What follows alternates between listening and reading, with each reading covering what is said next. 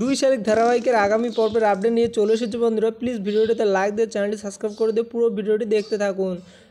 আর যত তাড়াতাড়ি ভিডিওটিতে লাইক দিয়ে চ্যানেলটি সাবস্ক্রাইব করে রাখবেন তত তাড়াতাড়ি ভিডিওটি দেওয়া হবে। তবে তার আগে আরেকটা কথা বলি, খুব সুন্দর সুন্দর কমেন্ট করবেন যাতে আমি তোমাদের তাড়াতাড়ি আগের নতুন আপডেটগুলো দিতে পারি। কমলা মাসি খেতে খেতে হঠাৎ করে বলে, এই দাঁড়া আমি তো নিয়ে এলাম পুঁটি মাছ। এই তো বড় মাছ হয়ে গেল কি করে।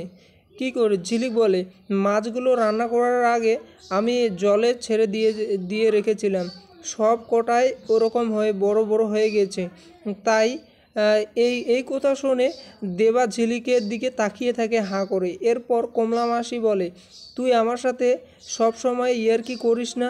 তুই পুঁটি মাছ জলে ছেড়ে দিলে কি কাতলা মাছ হয়ে যায়? দেবা মনে মনে বলে, উফ মাসি, আমি মরছি আমার জ্বালায়, তুমি মাছ নিয়ে পড়েছো।